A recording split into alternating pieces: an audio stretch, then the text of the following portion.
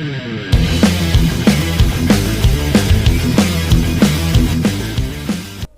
Are you all? बच्चों, आज हम लोग बहुत ही इंपॉर्टेंट टॉपिक लेटर राइटिंग के बारे में जानेंगे, यानी पत्र लेखन। पत्र लेखन दो प्रकार के होते हैं लेटर राइटिंग। एक होता है फॉर्मल और दूसरा होता है इनफॉर्मल। लेटर दो तरह के होते हैं। एक होता है formal letter, FORMAL, formal letter, और दूसरा होता है इनफॉर्मल, INFORMAL,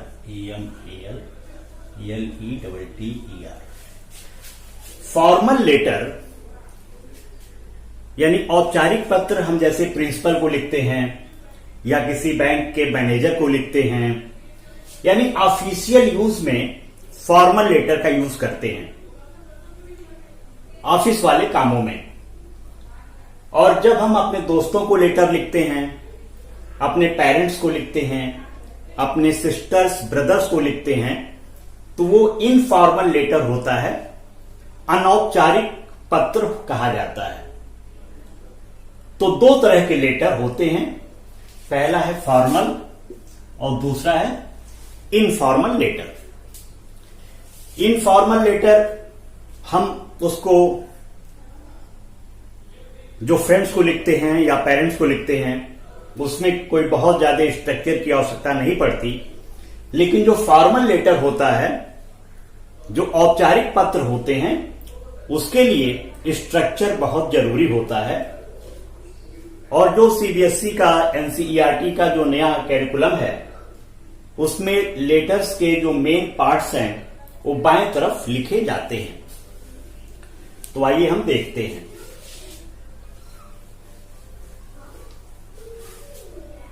सबसे पहले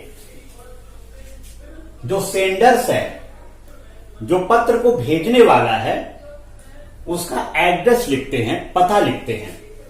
फॉर्मल लेटर में जो ऑफिस यूज वाले लेटर्स होते हैं, ऑफिशियल लेटर, बिजनेस लेटर, उसमें सबसे पहले भेजने वाले का पता लिखते हैं, सेंडर्स एड्रेस। सेंडर्स यानी भेजने वाला, एड्रेस यानी पता। तो सेंडर्स एड्रेस, जो लेटर लिख रहा है उसका एड्रेस है 233 बख्शीपुर, दिल्ली 55, यानी दिल्ली का यदि लेटर है तो वो दिल्ली का होगा एड्रेस भेजने वाले का। यदि वो भोपाल का है तो भोपाल का एड्रेस होगा। यदि यूपी में आगरा का है तो आगरा का एड्रेस होगा। यदि गोरखपुर का है तो गोरखपुर का एड्रेस होगा। तो पहले हम सेंडर्स एड्रेस लिखते हैं लेफ्ट साइड में, राइट साइड में नहीं, लेफ्ट साइड में एड्रेस लिखते हैं। यानी जिसको हम भेज रहे हैं उसका एड्रेस हम लिखते हैं, रिसीवर्स एड्रेस। जैसे यदि हमने इंडियन बैंक के मैनेजर को लेटर लिखना है तो हम लिखेंगे the manager, Indian bank, Adarsh Nagar, Delhi 95। यदि वो बैंक मैनेजर दिल्ली का है तो दिल्ली का एड्रेस, यदि वो सहारनपुर का है तो सहारनपुर का एड्रेस, आगरा का है आगरा का एड्रेस, प्रयागराज का है तो प्रयागराज का एड्रेस, अगर वो गाजीपुर का है तो गाजीपुर का एड्रेस। तो रिसीवर का एड्रेस हम सेंडर्स एड्रेस के बाद लिखते हैं, लेकिन बीच में यहां पे डेट लिखते हैं। ये भी डेट भी हम लेफ्ट साइड में ही लिखते हैं। तो डेट लिखने के कई तरीके होते हैं। पहले तो यदि आप चाहें तो मंथ लिखिए, इसके बाद डेट लिखिए, जो डेट है, और इसके बाद ईयर लिखिए।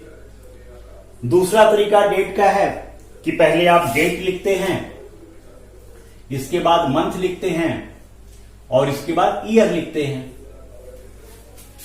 ये भी एक तरीका है डेट लिखने का। तो इस डेट लिखने में कहीं भी कॉमा का यूज नहीं हुआ है। देखिए कहीं कॉमा नहीं लगा है, लेकिन यहां पे कॉमा लगा है क्योंकि एक और 2020 को अलग करने के लिए कॉमा यूज किया गया है। अगर इस फॉर्मेट में डेट हम लिखते तो कॉमा नहीं लगाते। तो इस तरह से आप पहले सेंडर्स का एड्रेस, जो पत्र भेज रहा है, इसके बाद डेट, इसके बाद रिसीवर का एड्रेस और इसके बाद सैल्यूटेशन। सैल्यूट मैंने मालूम है आपको, अभिवादन करने को सैल्यूट कहा जाता है। लेटर राइटिंग में सैल्यूटेशन होता है कि आप डियर लिख रहे हैं कि रिस्पेक्टेड लिख रहे हैं। तो जो ऑफिशियल लेटर्स होते हैं, बिजनेस लेटर्स होते हैं, उसमें रेस्पेक्टेड शब्द यूज नहीं होता है। रेस्पेक्टेड शब्द नहीं यूज होता है, बल्कि आप इनफॉर्मल नहीं है, बल्कि डियर फॉर्मल है। आप डियर लिख सकते हैं और आधुनिक मॉडर्न लेटर राइटिंग में डियर लिखा जा रहा है। फॉर्मल लेटर में भी डियर हम लिख सकते हैं, लिखा जा रहा है। तो सैल्यूटेशन में आप डियर लिखेंगे। यदि सर है तो सर, यदि मैडम है ब्रांच मैनेजर तो मैडम आप लिख दीजिए। इसके बाद सब्जेक्ट लिखते हैं कि आप लेटर किसके बारे में दिए हैं, आखिर प्रॉब्लम क्या है। तो इस बात का विशेष ध्यान दीजिए कि जो सब्जेक्ट हो वो ज्यादा शब्दों का ना हो। 6 to 8, ज्यादा से ज्यादा 6 to 8 वर्ड्स। 6 to 8 वर्ड्स के अंदर ये आपका सब्जेक्ट होना चाहिए और सब्जेक्ट बीच में होना चाहिए। सब्जेक्ट हमेशा बीच में होना चाहिए लेटर राइटिंग में। और आप इस सब्जेक्ट को अंडरलाइन भी कर सकते हैं। इसको एम्फेसाइज करने के लिए आप इसको अंडरलाइन कर सकते हैं। इसके बाद बीच वाला बॉडी टेक्स्ट है कि लेटर में क्या लिखें, यानी उसका टेक्स्ट बॉडी। तो पहले तो इंट्रोडक्शन दीजिए अपना कि आप कौन हैं, उनसे क्या काम है मैनेजर से। तो आप यहां पे लिख सकते हैं, I am your bank customer and I want A debit card so that I could withdraw money from any ATM. आपकी यदि और कोई प्रॉब्लम है तो आप उसको प्रेजेंट कर सकते हैं उस बॉडी टेक्स्ट में। तो इस तरह बच्चों बॉडी टेक्स्ट को हम ज्यादा से ज्यादा 4 या 5 पैराग्राफ में अपनी बात को लिखते हैं। ज्यादा से ज्यादा 4 या 5 पैराग्राफ में। इसके बाद थैंकिंग यू, उनको धन्यवाद देते हैं, और योर्स फेथफुली। यदि हम उनको नहीं जानते हैं कि कौन है, सर है कि मैडम है, हम उनको बाय फेस बाय नेम नहीं जानते हैं, तो फेथफुली लिखते हैं। अब कुछ बच्चे सोच रहे होंगे कि सिंसियरली क्यों नहीं लिखे। सिंसियरली उन लोगों को लिखा जाता है जिनको हम पहले से जानते हैं। जैसे किसी प्रिंसिपल को कोई टीचर लेटर लिखेगा, फॉर्मल लेटर, तो वो सिंसियरली लिख सकता है क्योंकि वो प्रिंसिपल को जानता है। लेकिन जिसको हम नहीं जानते हैं उसको सिंसियरली नहीं लिखते हैं, फेथफुली लिखते हैं। इसी तरह ओबीडियंटली है, योर्स ओबीडियंटली, ये भी यहां पे नहीं लगेगा क्योंकि जब बच्चे लेटर लिखते हैं, एप्लीकेशन लिखते हैं प्रिंसिपल को या टीचर को, तो वे ओबीडियंटली लिखते हैं।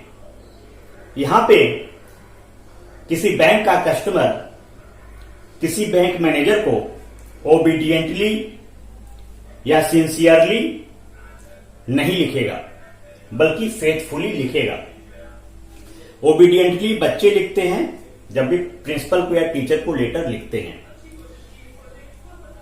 और लास्ट में वो अपना नाम लिखेगा जो सेंडर है, और यदि कोई इंक्लोजर्स है, संलग्नक है, तो उसको ENCL डॉट कर देगा कि उसमें यदि उसमें बैंक का पासबुक वगैरह है, उसकी फोटो कॉपी है, उसको एप्लीकेशन के साथ लगाया है, तो इंक्लोजर्स लिख देगा। इंक्लोजर्स में लिख देगा पासबुक फोटो कॉपी। इसी तरह यदि कार्बन कॉपी है, सीसी है, तो वो सीसी लिखेगा, C.C यानी कार्बन कॉपी। और कार्बन कॉपी को लिखने के बाद लिख देगा फोटो कॉपी या carbon copy of bank passbook. तो इस तरह से लेटर राइटिंग हम करते हैं। एक बार फिर से आप देखिए,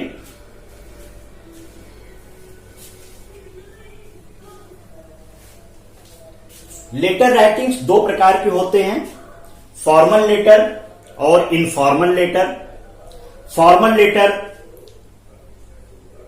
बिजनेस पर्पस में और ऑफिशियल यूज में यूज करते हैं, और इनफॉर्मल लेटर हम अपने दोस्तों को और परिवार के सदस्यों को पत्र लिखने में इनफॉर्मल लेटर का यूज करते हैं।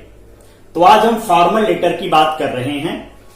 फॉर्मल लेटर में पहले सेंडर का एड्रेस आता है, फिर रिसीवर का एड्रेस आता है जिसको हम भेज रहे हैं, इसके बाद और इन दोनों के बीच में डेट आता है, किस डेट को हमने लिखा। इसके बाद सैल्यूटेशन आता है, डियर सर या डियर मैडम। फिर सब्जेक्ट आता है, सब्जेक्ट ज्यादा लंबा ना रहे, 6 या 8 शब्दों का रहे। फिर टेक्स्ट बॉडी आती है, 4 या 5 पैराग्राफ का अपनी बात को बताते हैं, उनसे मेरी क्या प्रॉब्लम है, हम आपसे क्या चाहते हैं। लास्ट में थैंकिंग यू, धन्यवाद देते हैं, योर्स फेथफुली लिखते हैं, फिर अपना नाम लिखते हैं और इनक्लोजर्स या कार्बन कॉपी उसमें मेंशन करते हैं। तो बच्चों इस तरह से हम letter writing, formal letter writing लिखते हैं। आधुनिक परिप्रेक्ष्य में सारी चीजें लेफ्ट साइड में लिखी जाती हैं। आप इसको राइट साइड में लिखने की गलती मत कीजिएगा, नहीं तो एग्जाम्स में नंबर कम हो सकता है। तो आप पूरी कोशिश कीजिएगा कि इन चीजों को लेफ्ट साइड में लिखें, जो नई गाइडलाइन आई है। तो इस तरह से आप अब पत्र लेखन, फॉर्मल पत्र लेखन, औपचारिक पत्र लेखन लिखना समझ चुके हैं। इसको जितना ज्यादा आप प्रैक्टिस करेंगे उतना ही आपको आएगा।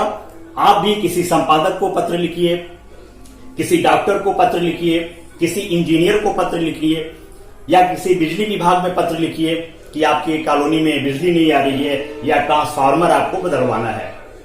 तो इस तरह बच्चों आप प्रैक्टिस कीजिए और लेटर राइटिंग के मास्टर आप बन सकते हैं।